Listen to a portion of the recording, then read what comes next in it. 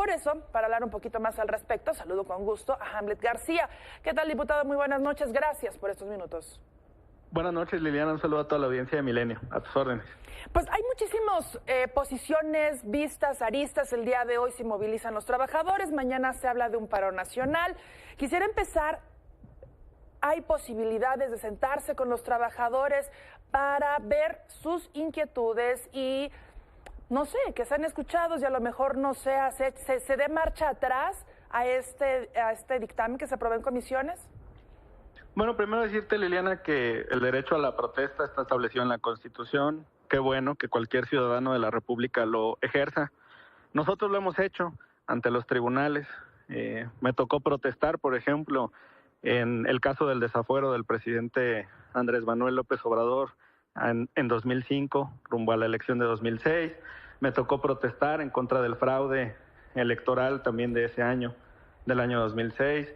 Me tocó protestar en 2012. Entonces, pues la izquierda ha ido a protestar ante los tribunales y nada ha cambiado en sus decisiones políticas que han tomado las cortes de este país. De igual manera, pues ahora los jueces, los magistrados, los secretarios tienen derecho a protestar frente al Parlamento. Eso no significa que el Congreso vaya a cambiar de opinión. Se respeta esa libertad, Liliana. O sea, ¿no van a ser escuchados?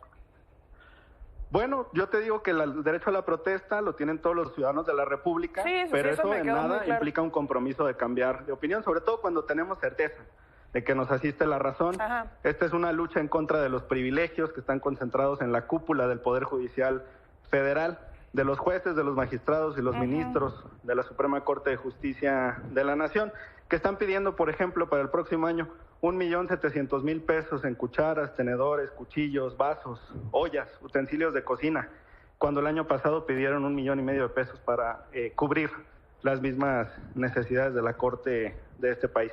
Cuando están pidiendo, por ejemplo, 4 millones de pesos para jardinería eso que de la Suprema Corte de Justicia de la Nación, y en Pino Suárez 2 pues no hay jardines, Liliana. Entonces nosotros tenemos la certeza de que nos asiste la razón, sí. Perdone, es que no pensé que no me escuchaba. Oiga, estos apartados que usted está mencionando, ¿están incluidos en el fideicomiso? ¿Que era el motivo de...? Están incluidos en el presupuesto. Tú hablaste del presupuesto. No, yo quisiera, perdóneme que lo moleste, quisiera enfocarme en el fideicomiso, en los fideicomisos. Si me lo primero permite... te comento que estos fideicomisos, contrario a lo que decías, van a ser votados tanto en la Cámara de Diputados como en el Senado de la República.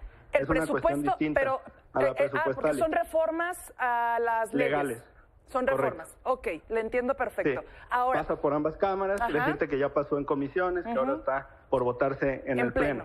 ¿Qué incluyen estos fideicomisos? Pensiones para los mandos altos de la Suprema Corte, los mandos altos del Consejo de la Judicatura, para jueces y magistrados federales. La Auditoría Superior de la Federación en el año 2019 determinó que los fondos que están en estos fideicomisos son suficientes, por ejemplo, para cubrir 72 años de pensiones para jueces y magistrados y 100 años de pensiones para los altos mandos del Poder Judicial Federal. ¿Por qué se reúne esta cantidad exorbitante de recursos?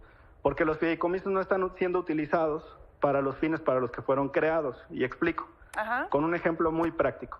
Hace algunos años existía el Fidecine, un fideicomiso que atendía a la burocracia dorada, pero que también servía para la producción de cortometrajes y largometrajes. Tan es así que cuando asistías a ver una película pagabas 2 o 3 pesos del boleto en cualquier cadena comercial y a veces al final en los créditos podías ver el logo del Fidecine donde decía filmada con el estímulo fiscal del artículo tal y luego el logo de Fidecine. Es decir, sí se rodaban películas con el Fidecine. ¿Qué pasa en el caso de los fideicomisos de la Suprema Corte y del Consejo de la Judicatura Federal? Que los recursos que están ahí depositados no son utilizados para el pago de las pensiones, no son utilizados para el pago de gastos médicos, porque esos recursos están saliendo del presupuesto de egresos de la Federación. Es decir, el vaso solo se llena y nunca se vacía. Oiga, por eso reunieron la cantidad exorbitante de 21.500 millones de pesos. Claro. Oiga, también te quiero decir que hay menos de 600 personas beneficiarias de estos fideicomisos. No son fideicomisos constituidos para los decenas de miles de trabajadores del Poder Judicial Federal, diputado, sino para solamente 600 personas que reciben esos sobre recursos. este tema. justo le quería preguntar sobre este tema. Asumo que hubo un estudio, un análisis, y ahí ustedes están 100% seguros de que ninguno de estos fideicomisos es utilizado para la clase, pues para los trabajadores, no nada más para la cúpula, sino que al hacer este cambio no se afectará a ninguno de los trabajadores, pues normales. No hay ninguna afectación. No hay ninguna afectación, Liliana, y este es un aspecto jurídico, técnico, pero en el amparo en revisión 745 del año 2017, la Suprema Corte de Justicia de la Nación, bajo la ponencia del ministro Lainez Potisek, determinó que los cambios legales en el caso de pensiones y jubilaciones no afectan a los trabajadores que están todavía en el ejercicio de sus cargos, si precisamente no se han pensionado y no se han jubilado. Es decir, los no tienen derechos adquiridos. Más que solamente pensiones, se trata ¿no? de una expectativa de derecho, y ese es el parámetro, ese es el umbral, Liliana, que estableció la Suprema Corte de Justicia de la Nación. Pero los fideicomisos no solo son del retiro, ¿no? O sea, hay muchos más fideicomisos con otros temas, el apoyo a salud. Sí.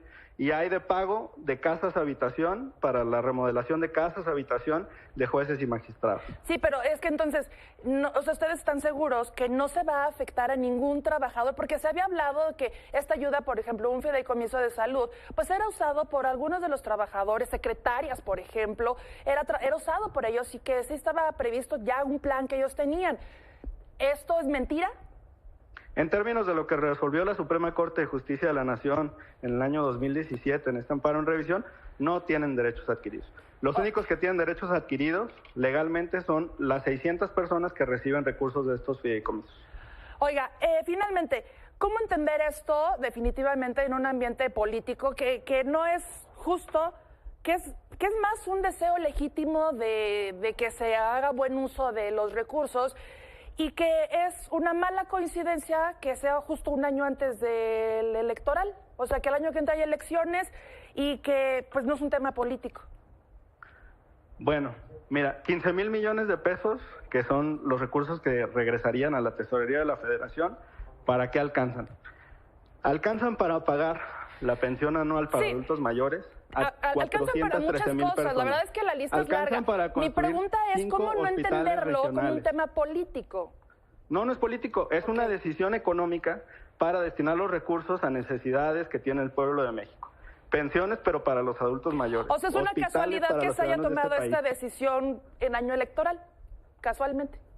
No, pues resulta que todos los años tenemos que aprobar el presupuesto y todos los años tenemos que legislar, sea o no año electoral. Sí, pero el cambio de los fideicomisos, ¿fue casualidad que fuera este año? No, pues es una discusión que se está dando en este momento, pero no tiene nada que ver con las elecciones. Nada, fue casualidad. No se trata de casualidad, todos los años tenemos que legislar y todos los años tenemos que aprobar el presupuesto de la Federación. Ni modo que porque hay elecciones ya no legislemos. No, sí, yo por eso le pregunté que si era casualidad que la discusión sobre eliminar los fideicomisos fuera en año electoral. Pero si usted me dice que sí, pues yo le creo. Estamos ejerciendo nuestras funciones, ni modo que porque es año electoral dejemos de legislar. No, yo espero que trabajen todo el año, hasta en periodo ordinario. Correcto. Bueno, pues muchísimas gracias, diputado. Seguiremos pendientes de esta situación. Escucharemos, aquí vamos a escuchar ambas partes, pero vamos a ver cómo se da mañana este paro nacional. Yo le agradezco mucho. Que pase muy buena noche. Gracias, Liliana. Buenas noches. Buenas noches.